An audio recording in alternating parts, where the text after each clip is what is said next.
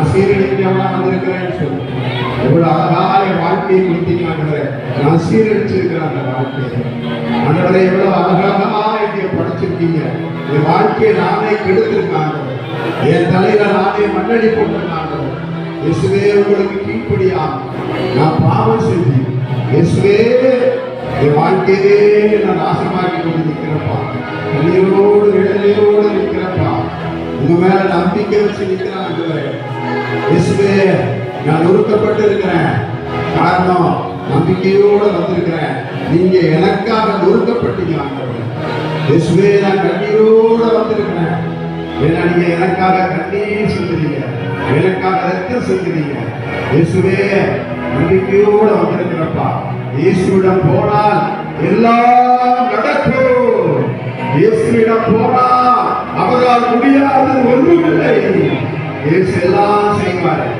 அந்த கண்பார்வை இல்லாத அந்த பத்திரிகையை சொன்னான். தாவீதின் மகனே இயேசுவே நீ நினைச்சா எனக்கு பார்வை கொடுக்க முடியும் என்று சொன்னார்.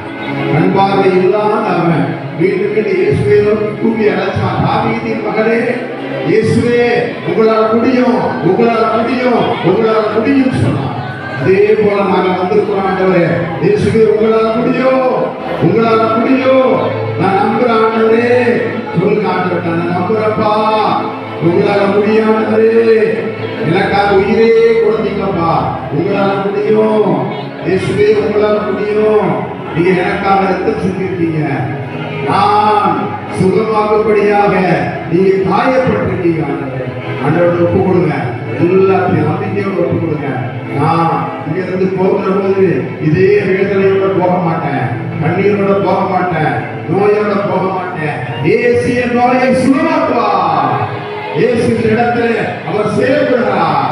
நற்கருணையா உயிரோடு இருக்கிறார். நான் விரும்பி போகிற போது தீயவனின் கட்டுக்களோடு சாபங்களோடு பொல்லாத பிசாசுகளோடு போக மாட்டேன். ஆண்டவர் இயேசு எனக்கு விடுதலை கொடுப்பார். இப்போதே கொடுப்பார். அந்த விடுதலை எனக்குள் துவங்கி இருக்கிறது. இயேசுவின் சுகம் எனக்குள்ள துவங்கி இருக்கிறது. நான் சுகமாகி கொண்டிருக்கிறேன். நான் விடுதலை ஆகி கொண்டிருக்கிறேன். ஆண்டவர் எனக்கு ஆறுதலை நம்பிக்கையை கொடுத்து கொண்டிருக்கிறார். ஆண்டவரை நம்பிக்கையோட ஒப்பு கொடுங்க. உங்களை ஒப்பு கொடுங்க. ஆண்டவரை நான் ஒன்றுக்கு பயனற்றவன் சொல்லுங்க. நான் ஒன்றுக்கு பயனற்றவன். யார் யாரெல்லாம் பெருமை பாராட்டி இருக்கீங்களோ எல்லாத்தையும் ஆண்டவர் பாதத்தில் கொடுத்துரு. நீ ஒண்ணுக்கு லாயக்கில்லாதன்னு சொல்லு. நீ வச்சிருக்கிறதெல்லாம் ஆண்டவர் கொடுத்தது. 1 Corinthians 4:7 பவுல் சொல்றார், நீ வைத்திருப்பதெல்லாம் பெற்றுக்கொண்டது. எல்லாத்தையும் பெற்றுக்கொண்டு எதுவுமே பெற்றுக்கொள்ளாதது போல இருக்காதே பவுல் சொல்றார். நான் படிச்சேன், ஏன் சம்பாத்தியம், ஏன் வீடு, ஏன் குடும்பம் சொன்னது ஆண்டவர். எப்பா நீங்க கொடுத்தீங்கப்பா, நீங்க கொடுத்தீங்கன்னு சொல்லு. எல்லாம் நீங்க கொடுத்தீங்க ஆண்டவரே. இது பயனற்றமா நான் வந்து நிக்கிறப்பா. இயேசுவே என்னால ஒன்றும் பண்ண முடியாத ஆண்டவரே. அதனாலதான் உங்களை தேடி வந்திருக்கிறேன். உங்களால எல்லாம் முடியுமப்பா. இயேசுவை பாருங்க. நற்கருணை ஆண்டவர் பாருங்க. உங்களை பார்த்துட்டு இருக்கார். உங்களை பார்த்துட்டு இருக்கார். உங்களை ஒவ்வொருவரையும் பெயர் சொல்லி பெயர் சொல்லி பெயர் சொல்லி அன்பு மகனே, அன்பு மகளே என்று பார்க்கிறார். நீங்க உங்க குடும்பத்தை கூட ஆண்டவருக்கு ஒப்பு கொடுங்க. நீங்க வராதவர்களை கொண்டு வாங்க. ஆண்டவருடைய பாதத்தில் ஆராதனைகள் வைங்க. அவங்க எங்க இருந்தாலும் இயேசுவை வல்லமை பார்ப்பது ஆராதிப்பேன், நான் உண்மை ஆராதிப்பேன் என்று சொல்றேன். ஆண்டவர் இயேசுவை எல்லாரும் குடும்பத்தோடு கூட ஆராதிப்பார். இயேசுவின் வல்லமை நம்ம மத்தியில் செயல்பட்டு கொண்டிருக்கிறார். அவருடைய இறக்கம் நம்மை ஊற்றப்பட்டு கொண்டிருக்கிறது.